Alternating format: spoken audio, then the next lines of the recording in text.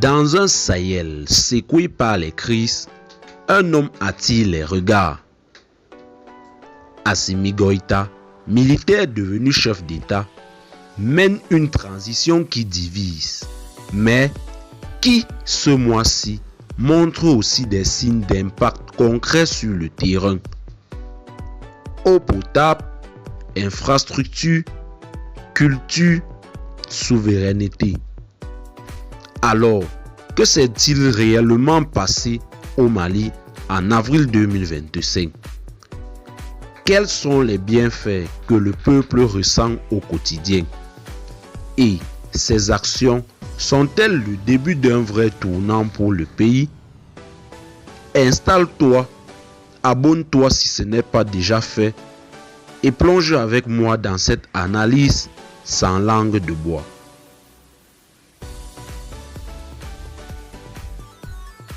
Parlons concret, parce que c'est bien beau de faire des discours, mais ce que le peuple veut, c'est le changement réel.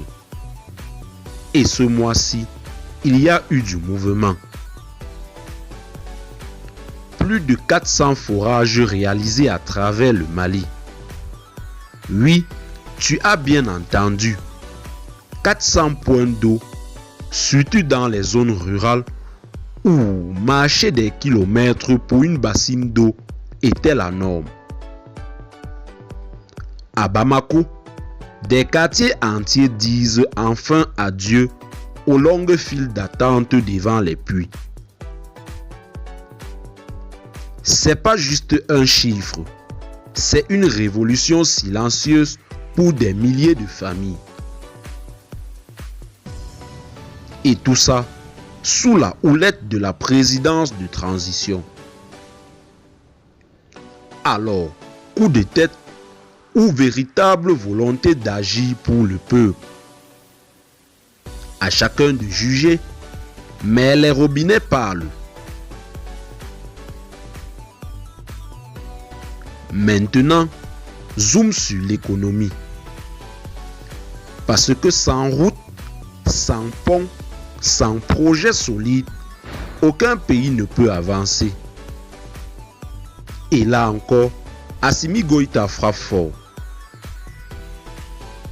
Un fonds spécial vient d'être créé pour financer la grande infrastructure du pays. Et pas avec l'argent des autres, non, avec des ressources internes du Mali. L'objectif, construire malien pour les Maliens et s'éloigner petit à petit des dépendances extérieures.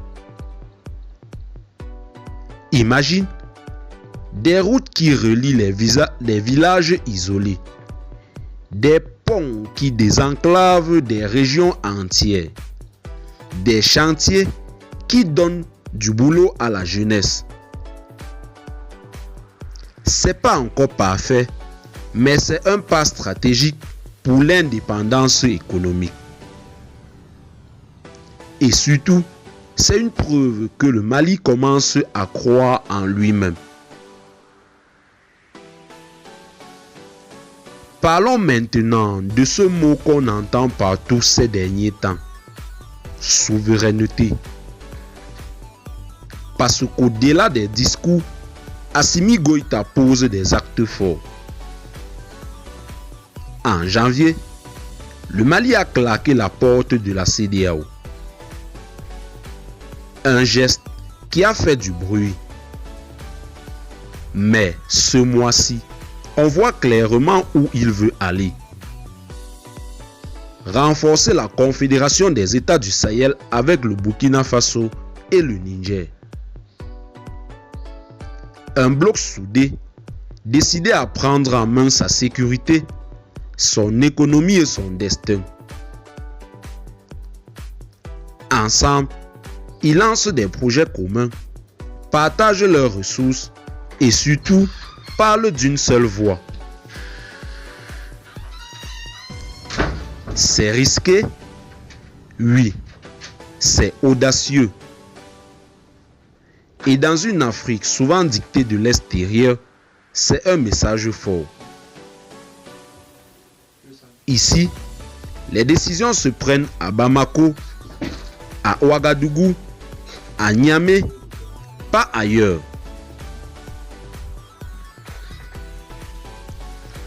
Et pendant qu'on parle de route, de sécurité et d'eau potable, Assimi Goïta joue aussi une autre carte, celle de l'identité. En 2025, il déclare l'année de la culture au Mali. Pourquoi? Parce qu'un peuple qui oublie qui il est devient vulnérable.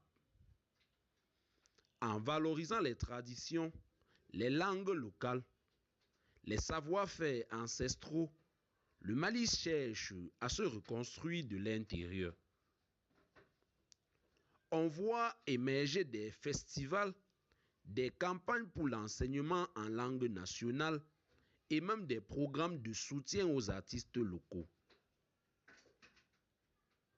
Une vraie vague de fierté malienne est en train de naître.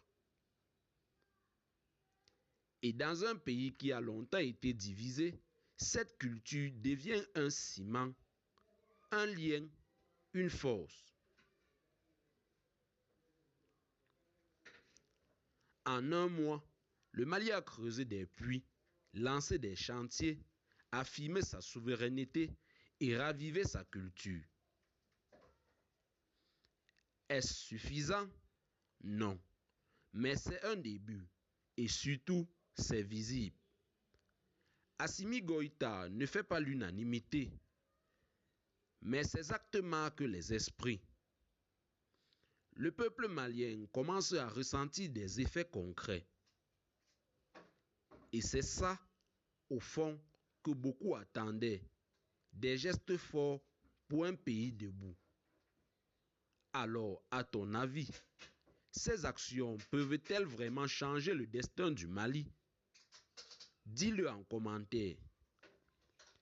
Et si tu veux rester informé sur l'actualité du Sahel, like, partage et surtout abonne-toi.